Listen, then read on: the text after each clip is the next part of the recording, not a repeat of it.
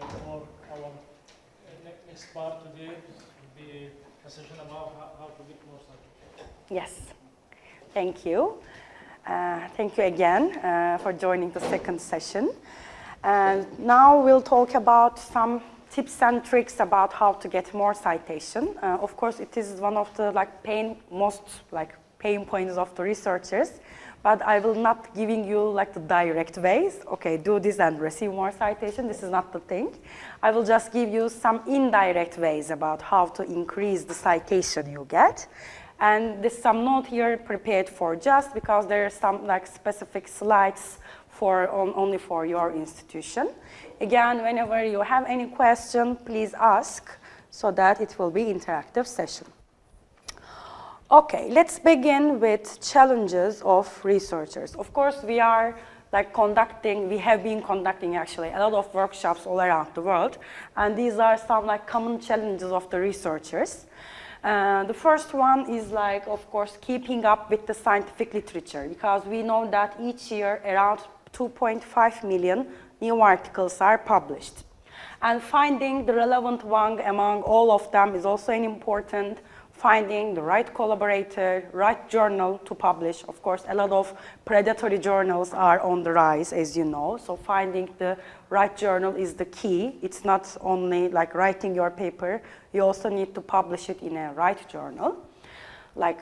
Poor time management, getting the research funding, of course, recognition, graduation are the challenges. But one of the most important ones is lack of citations received. So in this presentation, we will cover the ways to increase the citations received.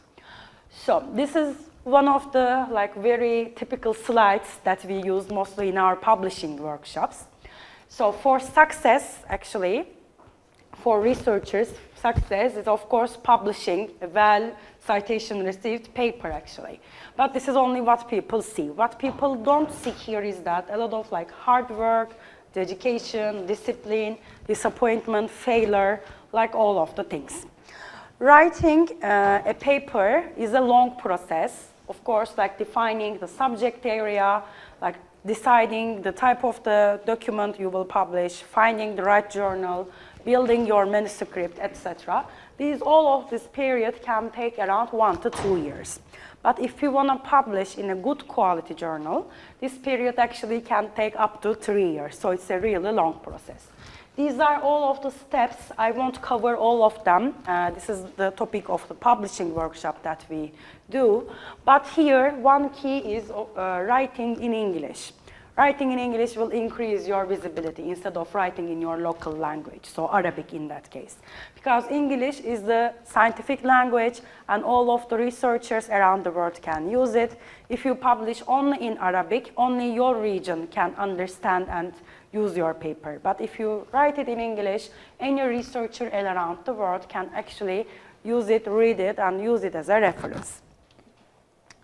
So what we will cover, we'll mention the key elements to get more citation, how to find the right journal to publish, why references are important, how Scopus actually can help you receive more citation, why collaboration matter. We always put emphasis on always do international collaboration because this will increase your metrics. We'll talk about that. And then talk about researcher profiles and how to use social media to promote your own paper. These are the key elements of getting more citation. None of them is a brand new information, of course, all of them, but I will talk about the tips under all of it.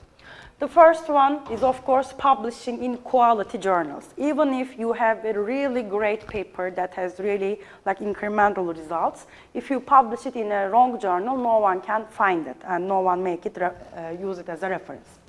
Having quality references is important because we know that editors actually first check abstract, introduction and references part to decide to accept the paper to their journal or not. And also, you as a researcher check the abstract, introduction, and references the first time. And if you find it relevant or interesting, then you read the full text. Proper article design and language is important. International collaboration is one of the key to increase your citations. And of course, visibility and active involvement in social media and some network communities. Okay, let's begin with publishing in quality journals. Let me give you some introduction information here. Currently, there are around more than 5,000 scientific journal publishers, okay? And Elsevier is the first one. ScienceDirect, Elsevier publishes 25% of all of the content currently, followed by Springer, Wiley, and Taylor. These four, actually, the big four, you can think, and constitute 40% of all of the content. But of course, it doesn't mean that other publishers are bad quality. This is not the thing. There are some publishers maybe specialize only some specific areas, and you are working in that area. This is also the case. This is just for your information.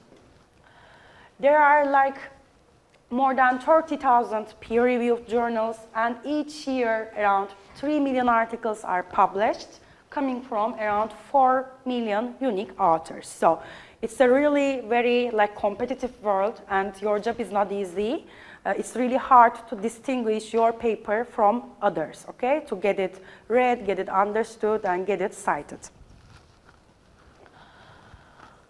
Briefly mention about the journal components, because choosing the right journal is really critical. These are some 4 components that each journal actually should have. The first one is people, like editors, editorial board, aim and scope, which is one of the most critical one. I will mention more in a detail, but each journal should have this one, and before submitting your paper to a journal, you need to clearly check aim and scope. Otherwise, you will get rejected, okay? Because poor match is the common reason, the most common reason for editors to reject a paper. As for quality, there are different metrics that we use to assess the quality of the journal. And lastly, the access model of the journal, either open access journals or subscription journals. So who are the people? I will mention this one because this is critical. You need to be able to see all of them in the web page of the journal. If it's a quality journal, you need to see all of them. You need to get their contact information very easily. So very briefly, there is editor-in-chief. This is the main guy, basically, who decides which papers will be published or not. They coordinate all of the peer review process, find the peer reviewer, collect their comments, and inform the author afterwards. Editorial member is basically appointed by publisher and editors, and they are experts in subfield of the journal. So if a journal is a chemistry journal, let's say, editorial members are experts in subchemistry fields. Advisory board is some group of experts about the topic. Once you go to journal, you usually realize there is a long list of advisory boards, so it must be so actually. They represent authors and readers of the journal and usually decides the future direction of the journal. Hello? So they actually don't do anything about reviewing? Not really. They are not that much involving in the peer reviewing process. Editorial members sometimes involved, but mostly reviewers. And lastly, publishers like Elsevier, Springer, Taylor, etc. They are responsible for overall management of the journal. It's really important. Publishers don't interfere scientific process. We are not doing peer review. Because most of the time when I go to universities conducting this publishing workshops, at the end of the workshops, researchers approach me and say, okay, I have a paper, could you please read it and make it published in your journal. This is not the case. We are not doing it, okay? Not me, not my manager, not my director. This is not the thing. Only reviewers and editors decide which papers will be published. Publishers, as I said, doing overall the management, doing archiving, dissemination or distribution, all of the things. As for aim and scope as the second component, again, this is one of the critical part for you. All journals should have that, okay? It is at the beginning, a text you can think. Include the subject of the journal, the audience of the journal, the type of the articles published, etc. And Please always check it first before submit your paper to a journal, because poor match is the common reason for rejection. I mean, your paper can be really great, okay? It's a full research paper. You find a journal, and the journal published only review papers maybe. So you will be rejected, okay? Even if your paper is good. That's why please always check it. The third component is quality. You know, a lot of metrics available to assess the quality, like impact factor, site score, SGR, SNP. How many of them do you know? Impact factor only? Of course, not you. Okay. As in the first session, as we discussed, like your example, the H-index and citation count, it is important to use more than one metric, okay? Please don't only make decision using only impact factor, for example, or using only SGR. Always, or only document count or citation count of the journal. Always use more than one metric. It's very critical, because like none of the metric is completely wrong or none of them is completely right, okay? So they all have different features and dynamics. Always use more than one. Let me explain them, because I think you are only familiar to impact factor. Let me talk about the others as well, since it is important. Impact factor is Web of Science that clarifies metric, as you know, to assess the citedness of the journal. Site score is Scopus own metric. You can think site score as impact factor, okay? Hello. Again, site score do the same, gives you the citedness of the journal. This is the calculation, basically. Both impact factor and site score have the same calculation, but some small differences. For example, for site score 2015, how we calculated? Got all the citations in that year and divided all of the documents that it come from in last 3 years, okay? This is one of the difference. In site score, we use 3 years for all subject areas. In impact factor, it is 2 or 5 years, depending on the subject area. The second difference is, of course, in site score, here we got citations from all kind of documents, like review papers, articles, conference papers, whatever it is, and divided the same kind of documents, okay? But in impact factor, it gets all of the document types again, but it divides it articles and review papers only. So the space is not equal there. In site score, it's equal.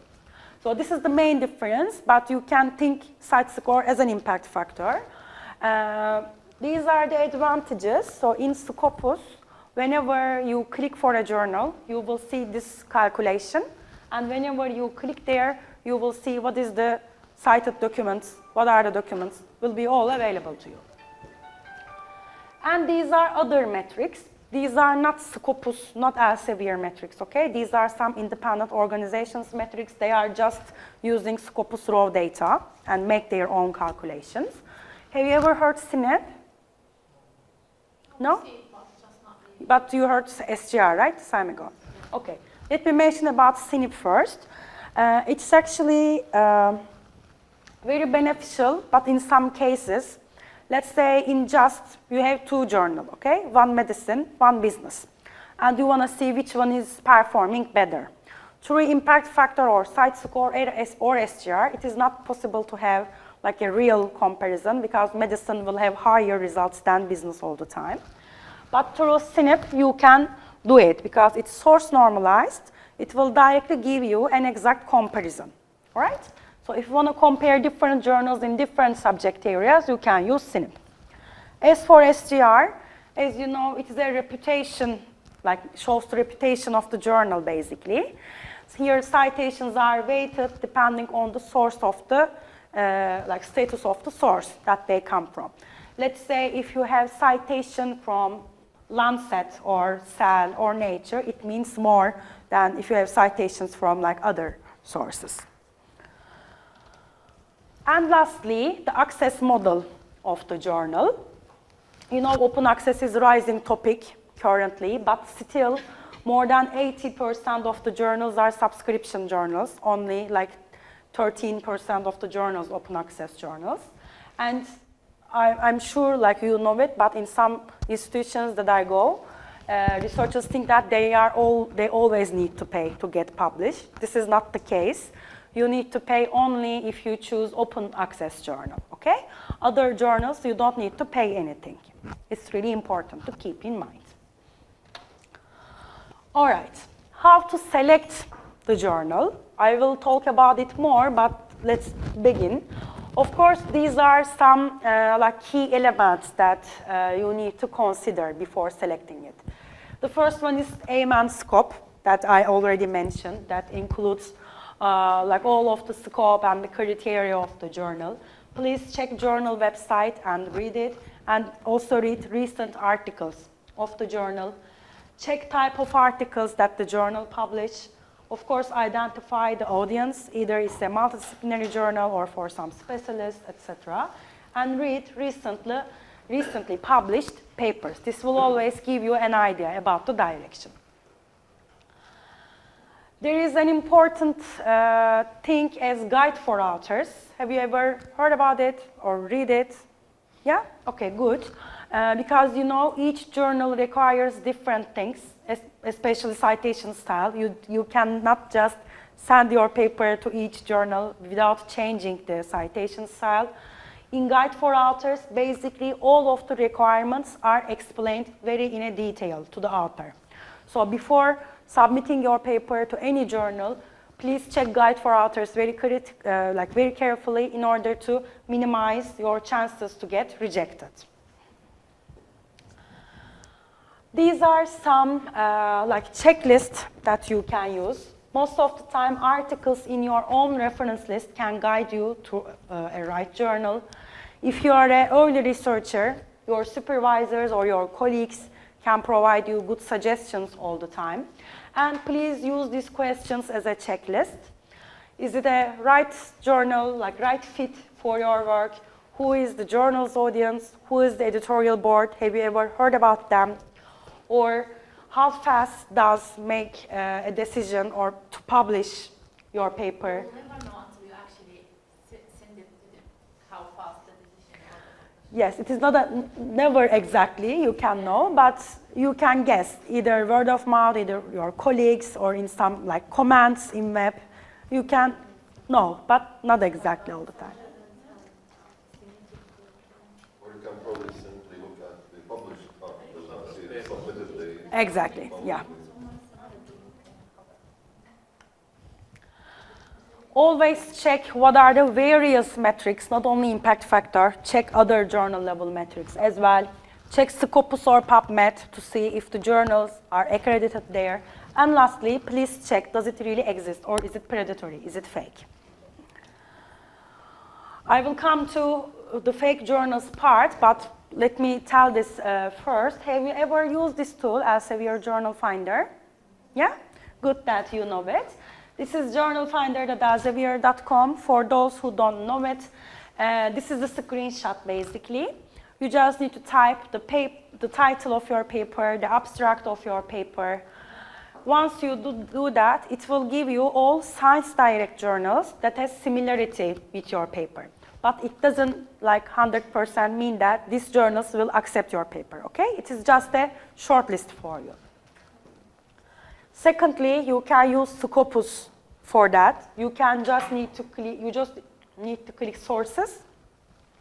Here you can search journals by subject area, and you can always use these filters, either open access journal or first quartile journal, second quartile journal, etc., and see this list. Once you click the journal, one of the journals, you will see the journal page. Okay, this is the journal profile in Scopus.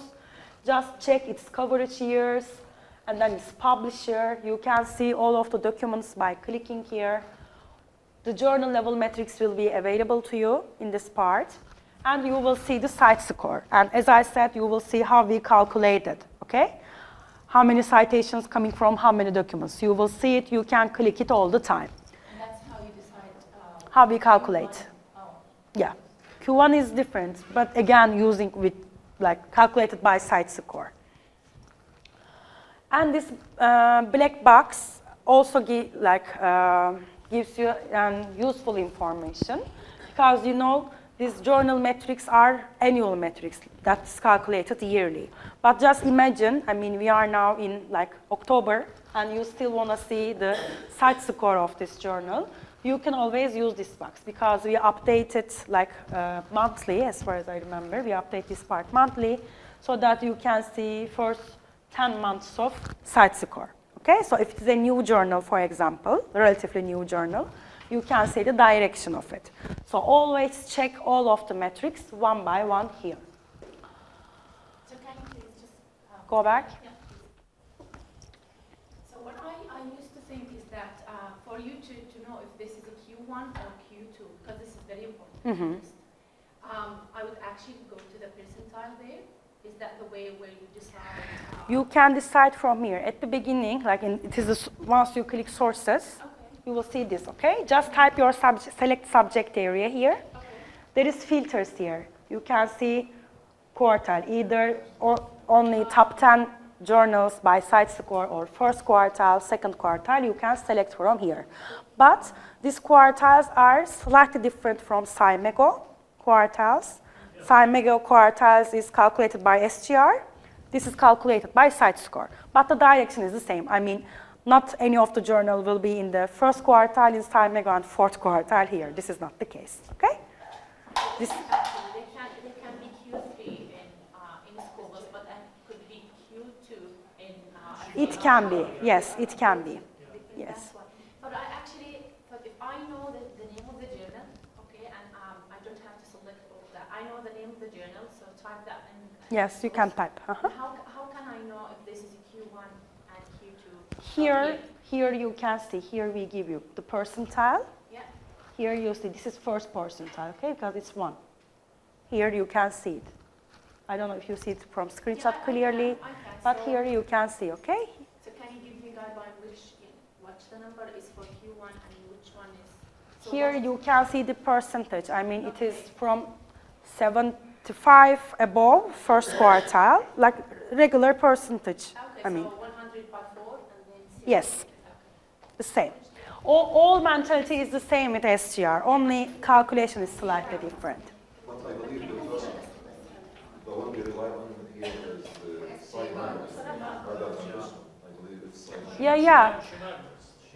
Usually, like SciMego is used for quartiles. We just add it to make it easier for you because we know that researchers search it here and then go to SciMego webpage and check it. We just add it here to make it easier for you, okay? All right, and if you compare more than one journal with each other, because the rest was only one journal, if you want to compare some journals with each other, here we have compare sources link. Have you ever used that? No? Yeah, it's always only you. Like click there. Oops, sorry. Let's say you have like 3 journals in your mind, okay? Instead of like going each of them's page one by one and check metrics, you can just do it here, okay? Just select the journals that is in your mind, and here you can compare them with each other in terms of site score, SGR, its citation count, document count, so that you can see everything. Okay, and one of the most demanded part of this presentation actually, how to avoid predatory journals, because I'm not sure if you have this problem a lot here, like in Jordan, but for example in Central Asia, I also cover there, the predatory journals are really a lot popular, and researchers actually suffer a lot to find the trustworthy journal. Is it the case for you as well? For the conferences, we always have a problem with Yeah. which conference is legitimate or... Yeah. Okay, then briefly mention you. These are like some tips for yourself. Of course, predatory journal is, as you know, these are the publishers that get the article process charges from you, but provide no or very little editorial support. Okay, so they are basically fake. It's important to note that not all open access journals are predatory. There are a lot of very quality open access journals as well. But publishing in predatory journals or using references from predatory journals actually can be harmful for you, because let's say you have an article and you publish it in predatory journal and that's over, okay? You cannot publish it again, the same article, in another journal. You need to modify it in a significant way. So how to assess it? These are some tips. The first one is checking the information, its website, okay? This will always give you a clue. If there is missing or incomplete list of editorial board or their contact information, as I explained to you at the beginning, you will be able to see all of the editor and editorial board and advisory board in the journal's homepage, okay? You can verify its address location. You can use Google Maps to see if it's really there. You please verify its metrics, because these journals basically say in their homepage, yes, our impact factor is this or our SGR is this, but please go actually check if it is really that. Or if there is incomplete information on aim and scope or goals and objectives of the journal. This will all give you a clue. Secondly, you can take a look at how journal presents itself. If the web page is poorly prepared, it's an sign, because for Scopus, for example, web page design is one of the criteria for us to get index journals in Scopus. So if the web page is poorly prepared and there is a poor layout, really low quality images, etc., it's a sign. Or if you receive a lot of emails from publishers, some flattery emails like, oh my God, this paper is really great, I haven't seen such a paper before, this is not the case, it's totally fake, okay? If you receive some persistent advertising or spam emails, this is a sign. Most critically, if there is a short review period, especially for early researchers, they usually bite this one. If they see in a journal there's a really short review period and we can publish your paper less than 1 month, totally fake, okay? Because the journal, editorial process is really long, so there is no way that the editor can complete it less than 1 month. Please check the peer review process, the publishing schedule, copyright agreements. Please read all of them carefully, especially if it's a new open access journal. I mean, it's not a rooted one, established one. If it's a new journal, please check one by one. The third thing you can do, of course, check if the journal is accredited by relevant databases like Scopus, Directory of Open Access Journals, or PubMed, okay? Please check them. And lastly, check published articles. Reading recent published articles is key for any journal. Please read and check the quality, because you made your research in that area. You are an expert anyway, okay? Just read it. You can understand the level of quality actually. Or check if the articles actually related with the aim and scope of the journal, okay? Or check if there is some anomaly in the geographic diversity of the authors and editors, or if there is a sharp increase in publication count. All of them are actually a criteria for you to assess which one is predatory journal and which one is trustworthy journal. Of course, publishing in good journal, trustworthy journal is important. First of all, for your reputation and for your work that you do for all of the months. Because as I said, if you publish in a predatory journal, you cannot publish the same paper again, okay? Always check the metrics of the journal and always do the internet search. Whenever you come up with a predatory journal, please spread the word, tell it to your colleagues. Maybe you can post it in your institutional webpage. Always let your colleagues know. All right, having quality references. So why references are important? Quality references is one of the key elements to increase your citations actually. More citations you receive, more chances your visibility, your collaboration, and all of the metrics will increase. As I said, references is one of the key points that editors check before reading the full text. These are some criteria that editors check actually. Are recent papers included? are like papers from top journals, top scientists are included? Are there too many self-citations or references internationally distributed? This is really key point. Your references should be internationally distributed, both to get accepted for a journal and also both to get found other researchers all around the world.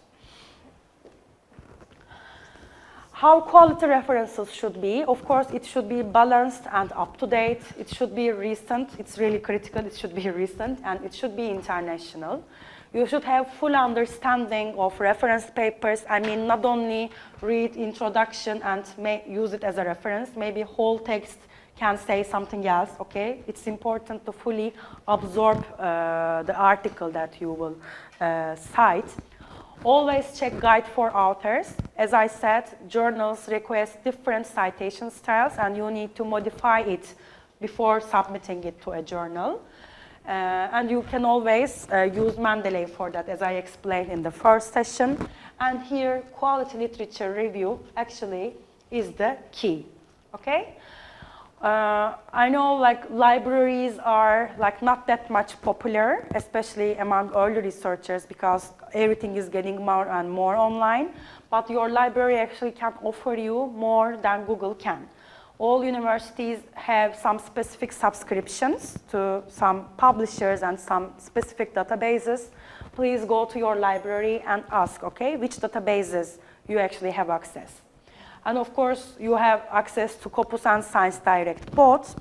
I will briefly show you like how to like find some like tips you utilize Scopus and ScienceDirect to do quality literature review. I already mentioned this part, so I will skip it. This is some refreshment in Scopus. I will come to this part. This will answer all of your questions, actually. I will briefly mention the content selection process, okay? So why your H-index is lower in Scopus than Google Scholar, okay? So this is the answer, actually. Because not any content, not all of the content can get indexed in Scopus. There is a really serious and really long structured process behind that. These are the content selection and advisory board. Basically, these people decide which content will be indexed, which will not, okay? They are subject experts all around the world, and the majority of them have journal editor experience. So what are the criteria? Let's say, as just you have a journal and you wanna make it indexed in Scopus. So what should you do? First of all, you should meet this minimum 5 criteria. Okay? If you don't meet one of them, you will not even evaluated by the board. So before applying to Scopus, please make sure that you meet all of these 5 criteria.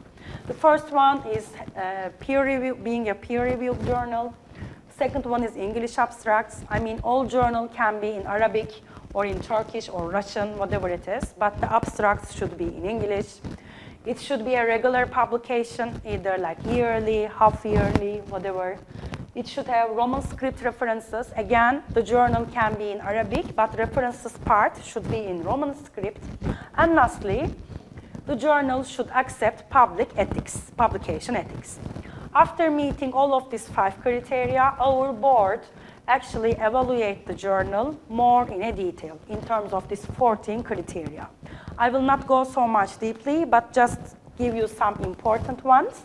For example, they check international diversity between authors and editorial board. So the authors shouldn't be only in your institution or in Jordan or in Middle East only, okay? So there should be international diversity.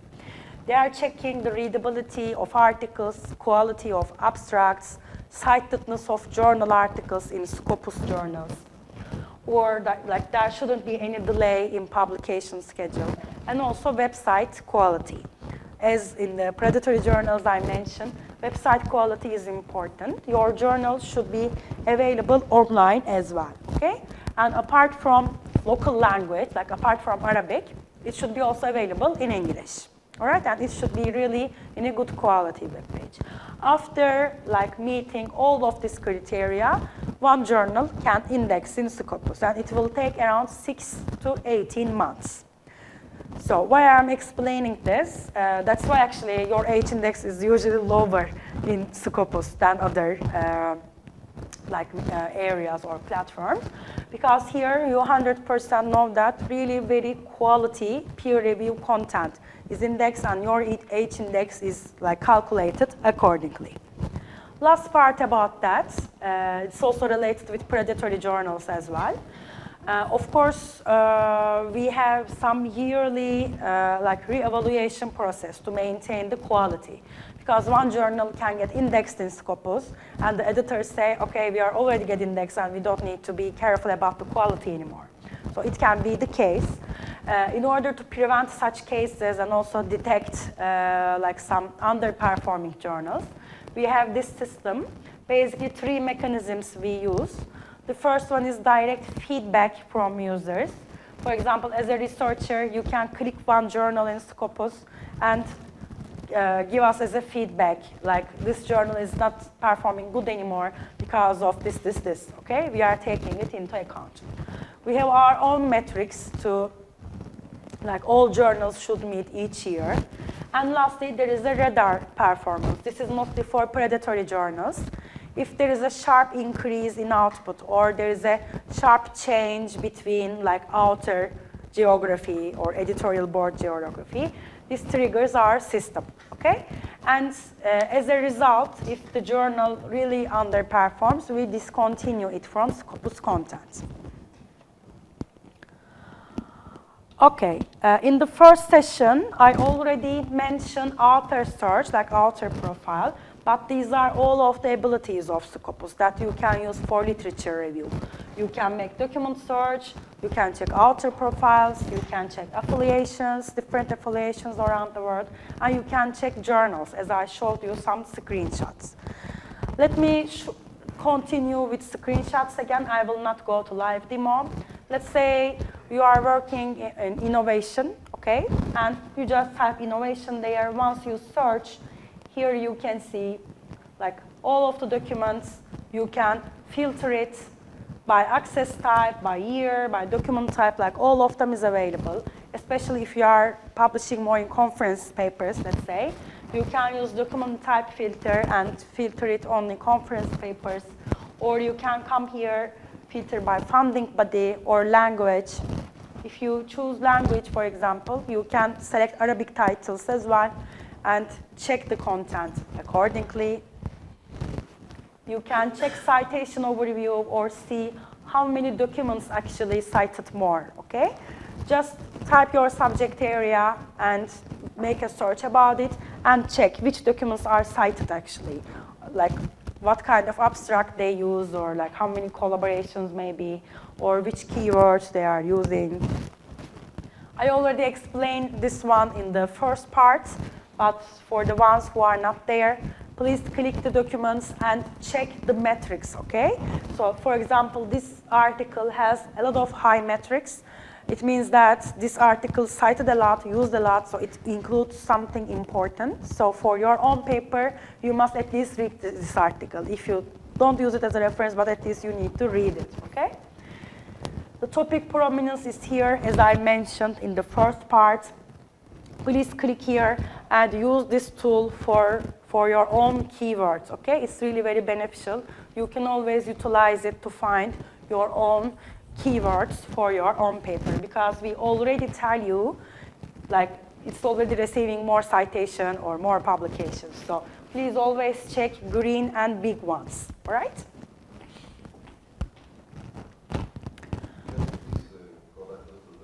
And explain it? Yeah, you were not in the first session, right? Okay, then let me explain. It's actually very, very beneficial. I don't know if you ever realize this part, but once you go to some articles, you will see this topic prominence part. What does it mean? Beginning from, actually last year we began doing this analysis. We basically have all of the Scopus content, okay? All documents, 70 million content. Their keywords, their citation count, as for some topics, how many publications are there, etc. And we had a lot of cluster analysis, and we create some topics. and we link each document to these topics, okay? For example, this article is linked to like these three topics, like crystal structure and something, something. And here you also see one bar chart. If this bar chart close to 100, it means that this keyword is really on the rise. They have great momentum. In this case, it's like around 90 something. You can say that it has good momentum. And it's not over there. Once you click this keyword, you will see this page. Here, all of the documents, top cited documents that use these keywords. You will see top authors that work on that area, and this is the key phrase analysis. All of the other like terminology that is related and growing in that area. So if you are writing a paper, of course, keywords is the proper keywords is the key to receive more citation because people find you that way actually. Please make a search in your subject area, but make it specific, not medicine, for example. Make it specific, and check its prominence, okay? And come here and read these articles. So which keywords, again, they use, or what kind of like abstract, etc. And check this keyword phrase analysis as well. If it is green, it means they are receiving more citation. It's growing, the trend is growing. If it's big, it is relevant to that, all right? Oops, sorry. Again, you can check the references. You can analyze search results that I showed you in the first part. For example, you are about maybe like you are focusing on a new area, okay? And you are about to write a paper. Again, type your subject area and check the trends about it all around the world. So it is worth to work on it, for example. Just check its publication trend. I mean, there are more and more publication year by year. If it is less publication, I mean, maybe you don't need to work on it more, okay? Because people are not publishing about it, basically. You can check top source that's publishing that topic. Again, you can use that sources to submit your paper. Obviously, it will bring you more metrics. You can see top authors in that area. Please go there and check their profile and read their articles because they are top cited articles, okay? Read their papers. You can see top affiliation, top country, or like article document types that are published in that area, or by funding sponsor, like which institutions actually provide funding more. So this is, I know that most of the researchers don't use these features, but please use it. This is the way you can find. Sorry, just once you make a search, this is the search results. You are familiar to that, right? Just click Analyze Search Results, okay? And then you will have access to all of it. So before writing a new paper, I strongly suggest you, please check here, because it will help you evaluate the subject area. You will see top author, top country, top affiliation. Reading the works of top authors is really critical if you increase your citations. Please read it. Of course, you can easily determine possible collaborators. Collaborator is the other pillar that we will discuss in a couple of minutes. But you need to do collaboration, okay? You need to do international collaboration to increase your visibility, your citations. And you can easily utilize Scopus for that.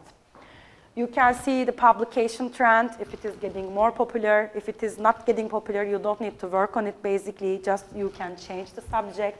And, I mean, not the drastic change, but you can understand what I mean. And also, you can find top funding institutions about that topic. And lastly, why use Scopus for that, not just Google it? I specifically added here because I received some questions from researchers, because some researchers really resist not to use Scopus. They say, we have Google, we don't want to use Scopus. I'm not saying you don't use Google. This is not the case. Of course, we use Google like in everywhere. Use Google Scholar, of course, but please use Scopus as well, because you have access it anyway. And Scopus specifically designed for research purposes. I already explained to you how we select the content in it, the like high quality peer review content. Please check it there. and check their citedness, like ratio, how many times they are cited, etc. It's always important to use Scopus actually for that. Briefly mentioning about ScienceDirect, because these two tools bring you some like benefits actually, because in ScienceDirect we know that it is currently the most quality publications published in ScienceDirect. Like our citation share is around 25%, so it's really clear that if you publish in ScienceDirect journals, basically you will have more visibility, because 14 million people per month use it, and each second around 30 articles are downloaded. So these numbers are really serious. So if you publish ScienceDirect journals, your chances to be more visible will increase. And also, if you use ScienceDirect journals as a reference in your own papers, it will also increase your chances to get more citation, to get more visible. This is also some examples. Again, this time I make a search about like innovation, engagement, and sustainability. Okay. Once you click search, you will see this page. You are all familiar to that, right? I'm just showing screenshots, assuming that you're familiar with the database. Here, you can set alerts. It's really critical. Please set alerts both in ScienceDirect and Scopus, because whenever you use some recent paper or read that paper, this will increase your chances to read more, actually. Use these filters, and once you click one of the articles, this is the page you will see. Please use the outline. This will really make it easier for you to jump between the like parts. You can always click figures, tables. This will be the other part of this presentation, but figures and tables is really important. You should use them actually. Please check recommended articles here. I already showed it in the first part of the presentation, but click authors, okay? Because these are this can be top authors in that subject area. Click these authors, check their history, their work, and please get connected with them through Mendeley. Expand your network, okay? All right, so this is how you utilize the databases that you already have accessed. Let's continue with proper article design and language. Oops. Yes, of course, I will not mention all of them one by one. I'm sure you are like expert about it, like how to write in which part. But this is a typical structure of a research article, okay? It can change in review papers and other type of documents, but for full research papers, this is the structure. Like title, abstract, keyword, followed by main text, and conclusion, acknowledgement, references, etc. So here, I will not explain each part. This is the topic of the publishing workshop, but I will mention some of the critical parts that will help you increase your visibility. Of course, the first three is really critical.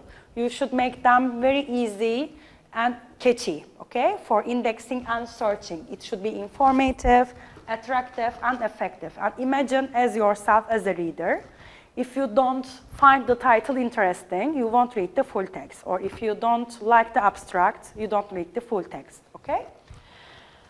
This part is also like critical. You should make it like as concise as possible, because like both journal space is not limited, and also reader's time is not like unlimited, okay?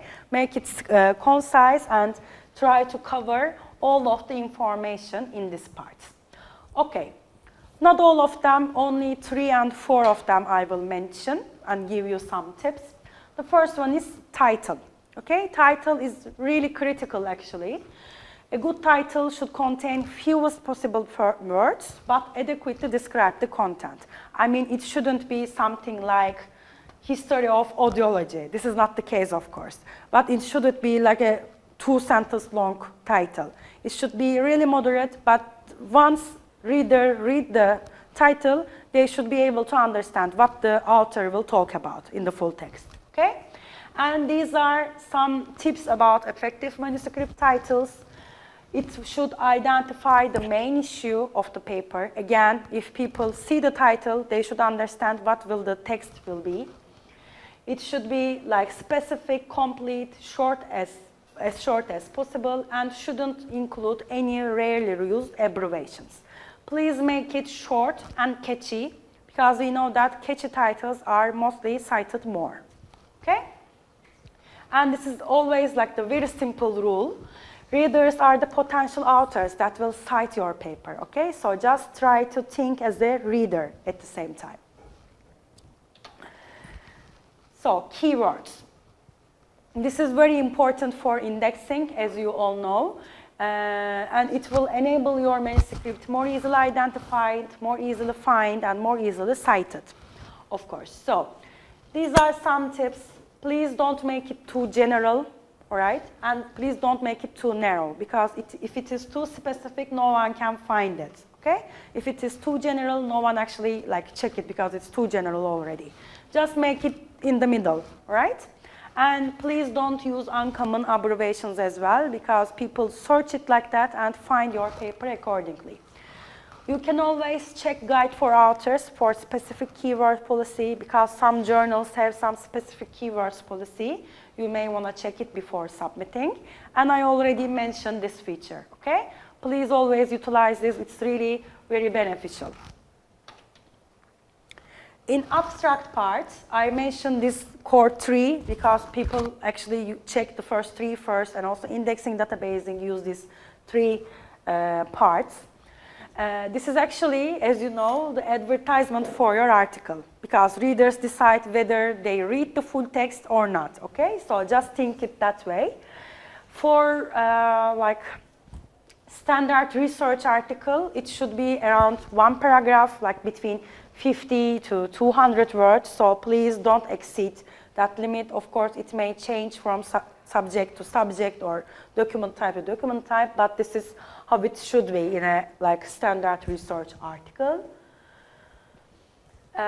In results part, here, of course, in order to make it more eligible, you need to use some illustrations, some tables and figures.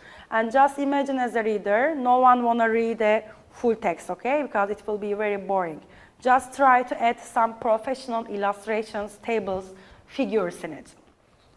And just remember, figures and tables are most efficient way to present your work, okay? Instead of writing 1 paragraph or 2 paragraphs, you can add a table simply.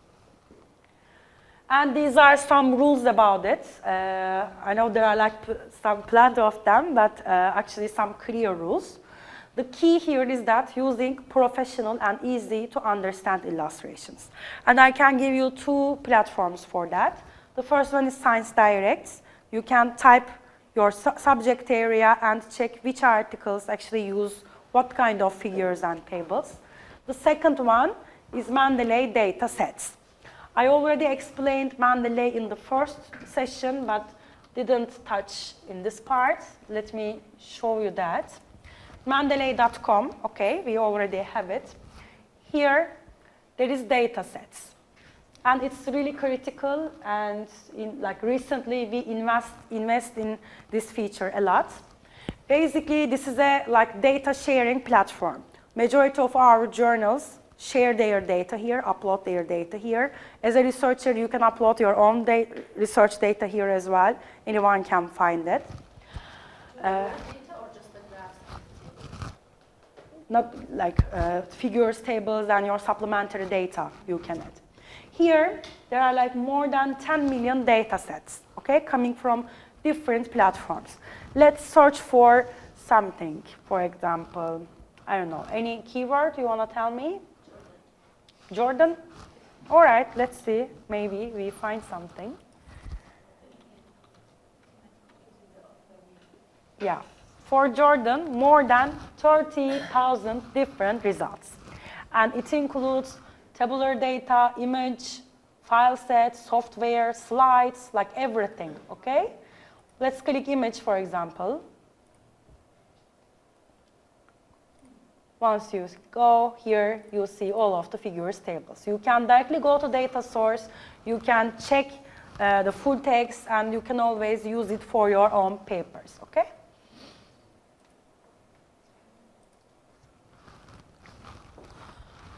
These are some like other rules to make it look more professional. This is important because sometimes like we come up with this a lot. The text within figures should be in English, okay? Don't make it French, Arabic, German, or Chinese, or any other language. It should be in English, and please don't include long, boring, and like very like boring tables, long tables. Okay. As for the references, I already mentioned about the quality references, how it should be. It is really critical here to use a reference management system. We had examples in the first session in Mendeley, but please use one reference management system, okay? If not Mendeley, please use one, because in this way you minimize the citation style errors or some bibliography errors, and it's only 1 second with reference management systems. Please use one reference management system. And here, I want to continue with the importance of Mendeley. Already mentioned about reference management and data sets feature, but please use it as a research network. As we did examples in the first session, there are like around 9 million different users worldwide in Mendeley, okay? Please go there, create yourself a profile, and get connected with other researchers all around the world. For example, I just show you in ScienceDirect, just click the author's name and get connected with them. Okay, this is the like references part. I already showed this in the first part. That's why I will not go into deep, but if you have questions, I can make it detailed. No? All right. Just one last thing. So when you say, yeah, we can use the data sets from Mendeley, we can actually access it. So once we use our paper, You need to use references. it automatically does that, the Mendeley. Yes. So I suppose that I like one graph from from the data sets, and I click just export, and then the Mendeley do the export. You can edit there, yes, exactly. But please don't use it directly to your own paper, just, yeah. Should be, Okay, and let's, One more question, please. Regarding the Mendeley, for example, sometimes we add some files to our Mendeley desktop. Can I access these files from, for example, my home computer? of course, it is your, no, it's your account already. You can use your account in any computer, in anywhere. You just need to type your credentials, and then you can like access to your library anywhere, okay? You don't need to be here for that. But sometimes I add files to my Mendeley desktop, but I cannot access them from my computer. You just need to click sync here. I think I already closed it, but let me come to. In the first session, we downloaded Mendeley desktop here. Okay, let me type again.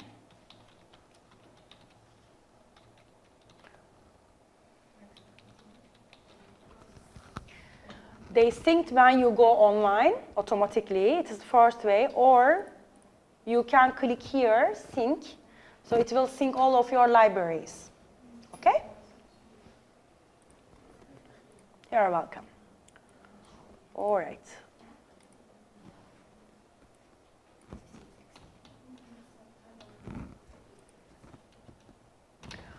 All right, let's continue with proper scientific language. Of course, how to like tell your story matters a lot. I mean, your whole story, your whole paper can have really great conclusions or results, but it's really important to how to tell it. You should always write with clarity, objectivity, and accuracy, and checking the guide for authors is critical here again. I know I repeat it like a lot of times, but it's really important. You should always write short and direct sentences. Please keep it simple, especially for early researchers. What I observe is there is a common misunderstanding. They think that if they make it like more longer and more complicated, a lot of passive voice, etc., it will look more professional and editors will accept it. On the opposite, this is not the case. Please make it short and simple all the time. Always convey one piece of information per sentence. If you want to tell something else, please go to another sentence. The average length of the sentences in scientific writing is about 12 to 17 words, okay? This is on average. Please try not to exceed this limit.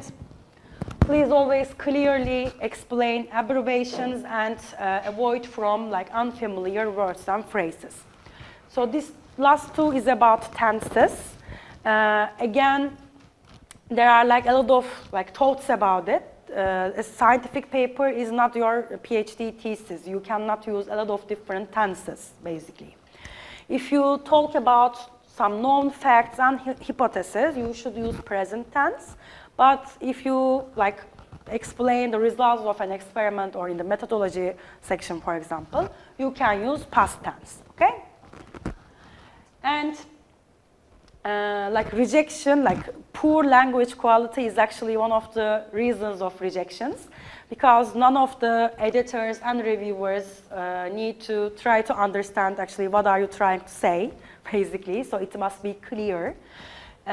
Publishers don't do language editing. I mean, your manuscript must be ready when editor like take it. If English is not your mother tongue, there are several things to do. You can always find a native English speaker and ask for correction. Or all publishers actually, both Elsevier, like Springer, Taylor, they all have editing services, paid editing services. You can use them as well. And again, our simple rule, readers are your potential citers, okay? The authors that will cite your papers. So keep it simple and understandable. These are some phrases that you can use. Instead of like using these ones, you can use the shorter versions of it. Like instead of saying, if it is assumed that, you can basically say if. Or instead of saying in view of the fact that, you can basically say because, okay? Make it simple. Okay, collaboration, one of the important pillars. So why collaborate internationally? Because collaboration gives leverage, some leverage to researchers, okay? It helps you find the best people, it helps you improve reputation, it helps you develop global vision, it helps you develop your interdisciplinary portfolio, and of course it will attract foreign researchers. I mean, if, I don't know, someone in, let's say you collaborate with some researchers in US, okay? Of course, their like peers, their colleagues will read that paper, and similarly your colleagues will read that paper, okay? Think that way. Collaboration is always the key to increase the metrics. And this is some statistics, like international collaborative articles are on the rise globally. For example, in 2000s, it was like around 11%, and currently around 20%. So each one out of 5 articles are written with international collaborator globally. And luckily, J.U.S.T is in a good position.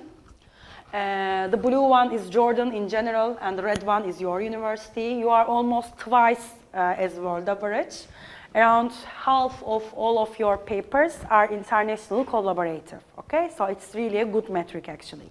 But you are slightly below Jordan average, so you can also work on it and increase this metric. And this is the part, actually, that I like the most. These are the performance of your own publications, okay? So without checking this one, let me tell what does this mean. First, you will see citation per publication, and you will see field-weighted citation impact. We already talked about field-weighted citation impact.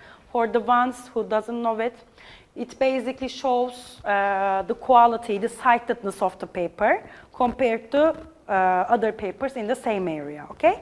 The average is 1. Anything above 1 means that like more cited than average. So here, these are all of your publications, okay? The first one is your publications with international collaboration, only national collaboration, only institutional collaboration, and single authorship. Okay, now let's see. If you write in your own with no collaboration, you have 3.3 citation per publication, and your impact is really below average, okay? 0.6. If you make institutional or national collaboration, it's almost the same, like you have 3.3 citation per publication and almost as average in quality. But if you publish with international collaborator, you receive 20 citations per publication, and the impact is almost 5 times more than average. Okay, so it's really very critical. The second chart gives you academic corporate collaboration, which means you as a researcher have collaboration with some companies, okay, corporate companies. It is not like very often, but it's very important. Because as you see, around like 2% of your publications is with academic corporate collaboration. Once you do that, see the metrics, 270 citations per publication. And its impact is around 55, okay? 55 times more. So it's really critical to focus on international collaboration and also academic corporate collaboration, okay? If you focus on that, if you make some international collaboration, it will definitely increase your own citations, your own metrics. So what to do?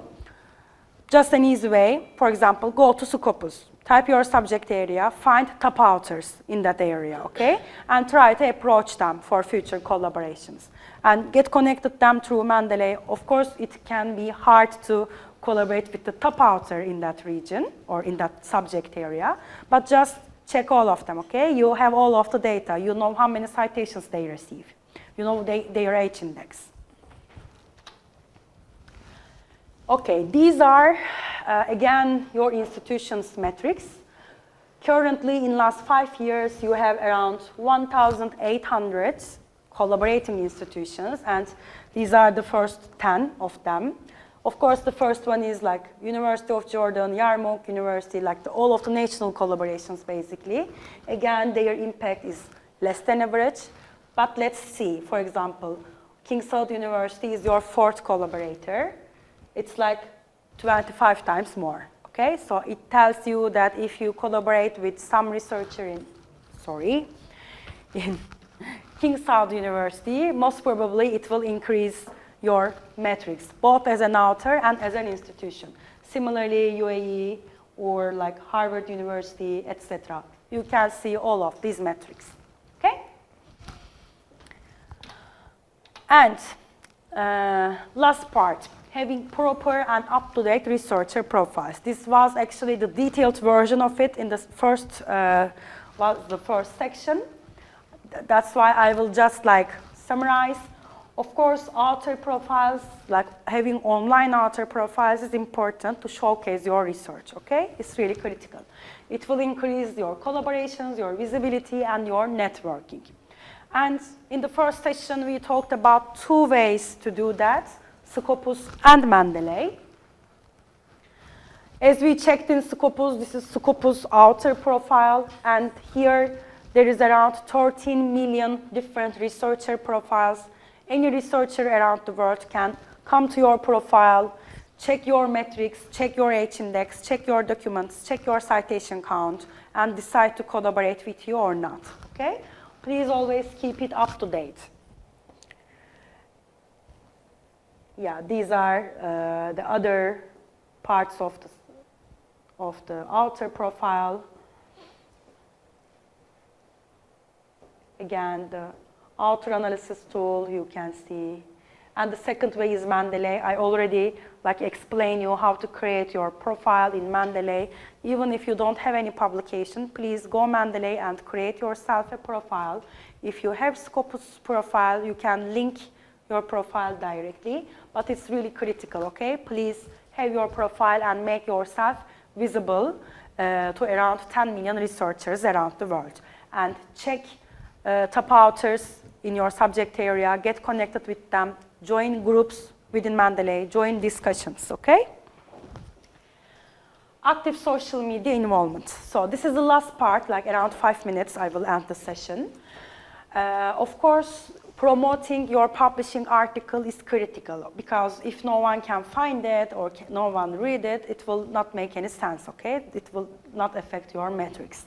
And you can always use social media for that. Trust me, researchers use it very intensely. Don't think that, okay, Facebook, Twitter, and LinkedIn are popular platforms, but you can utilize it for research as well. We know that 65% of researchers actually use these platforms, use social media to promote their own papers, okay? It's a really like significant number, 65%. So, once your paper is accepted, it becomes visible, it becomes online in publishers' platforms like ScienceDirect, Springer Link, etc. And there are a lot of things that draw attention to your published paper using social media. Use Twitter, Facebook, LinkedIn effectively, okay? Especially if you don't have any LinkedIn account, please create one. And just search for other authors in your subject area or other top authors around the world and join them in your network. You can share links to your article. For example, if you publish in ScienceDirect, we provide you 50 days of free sharing link, okay? If you got it, please share it as much platform as you can share, okay? It's really very beneficial. You please join groups, join discussions, because if you create the sense of, yeah, you are the expert in that area and you are always like joining discussions, posting some necessary information, etc., you will create the perception to other researchers, okay? So that once you publish an article, researchers would like to read your article first, okay? What about the copyright? This is link only. Yes, link only, okay? In the first 50 days, I'm talking about ScienceDirect. If you publish in ScienceDirect, first 50 days, okay? We give you a free link. Anyone can read the full text, even if they have subscription or not. But afterwards, you can share the link only, which will lead the researchers to like general abstract, not full text. Join conferences, use media relations, it's very critical. I mean, as just you must have a media department, of course. Once you publish an article, you can go there and ask them to prepare a press conference. In Elsevier, we do that actually. We have like some press releases for some newly published articles. Using ORCID is really very critical. I explained in the first session, but still, you all know that, what is it, right? ORCID, ORCID. It's really critical. Please have it and link it to all of your profiles. And this is actually a very simple rule. The more links there are to your article from a different databases, the more readers you will attract and the higher your article will appear on search results, okay? And being active involvement is really important because your research becomes more visible. Once you become more visible, you will attract more readers. Once you attract more readers, you will receive more citations more likely, and you will build a stronger reputation. So whenever you publish a new article, people would like to read your article first, and you will expand your professional network. And of course, these online efforts actually make you stronger offline tomorrow, okay? So we are living in an online world. You need to be active in social media as well. So get involved and get noticed. Last thing, some useful links. Researcher Academy. Have you ever heard about that? You registered from this platform, but apart from that, you using it? No? Okay. This is, let me show you the live version. This is the free platform of Elsevier, okay? It includes a lot of e-learning modules, e-learning resources, let's say. All of them are modules. Let me go there and show you. Let's say researcher.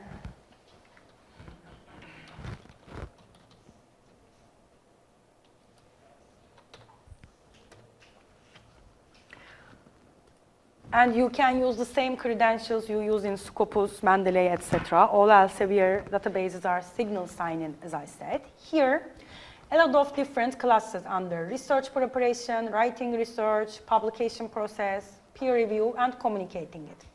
So which one you would like me to click? Which one you wonder? Which topic? Funding? All right. Let's see how many.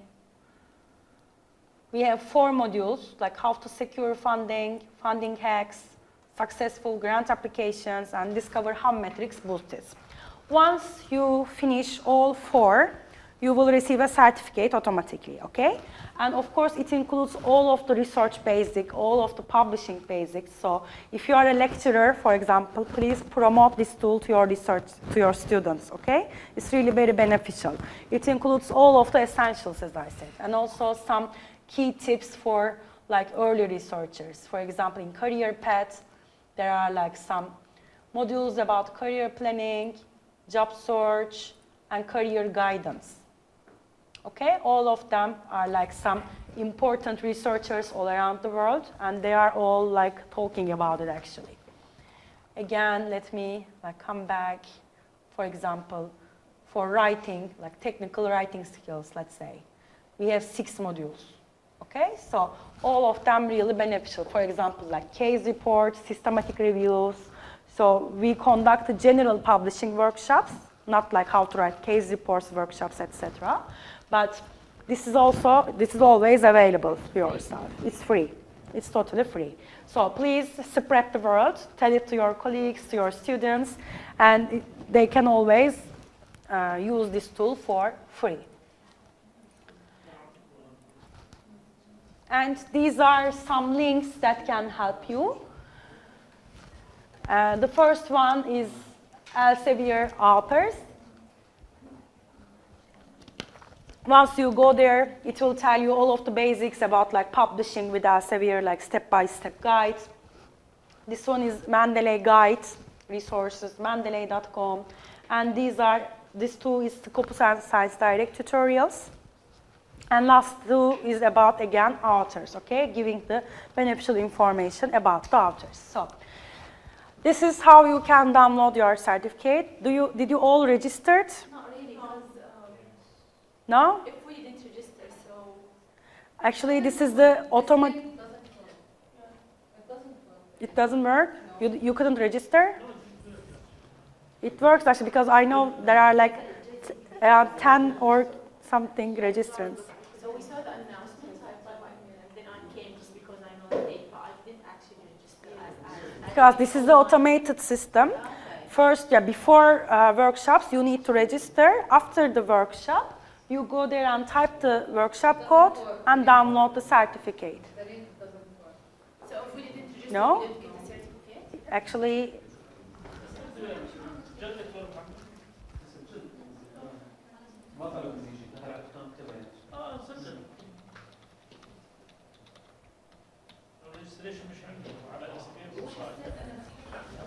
it works actually. Here, you just need to type workshop code and you download it automatically. Okay? And if you didn't register, so that it means that you cannot download the certificate, but you can email me, okay? I can send your certificate separately. The code, you mean the one that was written in the previous? This one? If you registered, okay, before the session, you just need to go this link, and you will see that page like that was here previously. Type this code, and you will download it automatically, okay? Please, who didn't wait the registration, send me an email for first name, last name, and I will provide you with a list. I will provide you with a list. Yes. So you can. Yeah. I actually, in this system, I cannot know who download their certificates or who are the people because it's data privacy. But if you couldn't download it or if you didn't register, just send an email and you can send it to me. I can send the general certificates for you. All right. Do you have any questions? No? Okay. Thank you. The presentations are already here so that you can get it.